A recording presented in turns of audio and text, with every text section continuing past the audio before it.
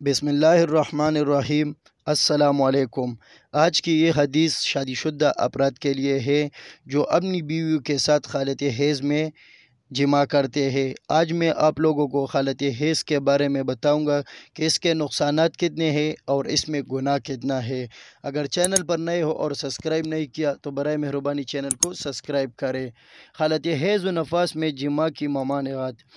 خالق کائنات نے مرد عورت کے اندر ایک دوسرے کی صحبت سے سکون حاصل کرنے اور لطف اندوز ہونے کی جو خواہش رکھی ہے، اس کو پورا کرنے کے لیے شرع اسلامی نے نکاح کا طریقہ بتایا ہے، اور اس لیے نکاح حضور نبی کریم صلی اللہ علیہ وسلم کی نہایت اہم سنت ہے۔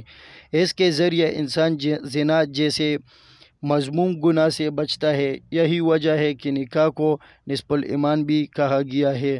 نکاح کے ذریعے جہاں انسان حرام کاری سے بچتا ہے، وہاں اس کو بدن کی صحت، ذہنی سکون، محبت اور ایک دوسرے کی سچی ہمدردی اور رازداری وغیرہ مختلف قسم کے فائدے بھی حاصل ہوتے ہیں۔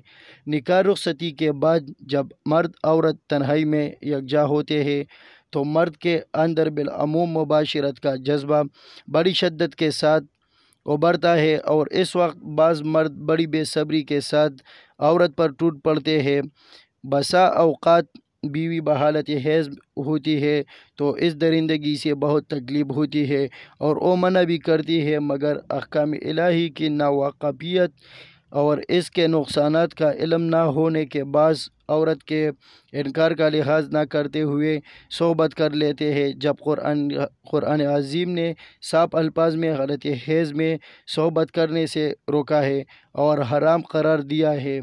وَاعْتَزِلُوا النِّسَاءَ فِي الْمَحِيضِ، اس کا ترجمہ ہے حالت حیض میں عورت سے الگ تھلگ رہو۔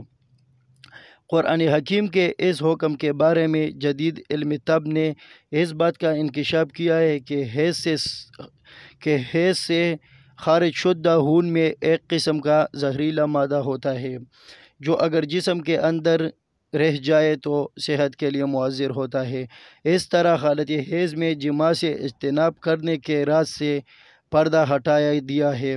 دوران حیض عورت کے بعض اعضاء خون حیض کے مجتمع ہونے سے سکڑے ہوئے ہوتے ہیں اور اعضاء داخلی حدود کے سیلان کے باعث اضطراب میں ہوتے ہیں۔ اس لیے حالت حیض میں جنسی اختلاط معذرت اور کبھی حیض کی رکاوٹ کا سبب بن جاتا ہے، اور بعد میں مزید خرابیاں، سوزش، زخم وغیرہ پیدا ہو جاتی ہے۔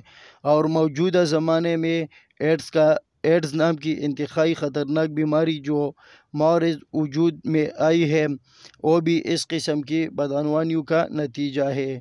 قربان جائیے شریعت محمدی صلی اللہ علیہ وسلم کے، جس نے ہم کو احکام الہی کے ذریعے ایسی مذموم حرکات سے روکا جن سے فریقین کو طرح طرح کی بیماریاں اور امراض خبیثہ سزک و عطشک وغیرہ لاحق ہو جاتے ہیں، جن کا خمیازہ تمام عمر بھگتنا پڑتا ہے، بلکہ اولاد پر بھی اس کا اثر پڑتا ہے۔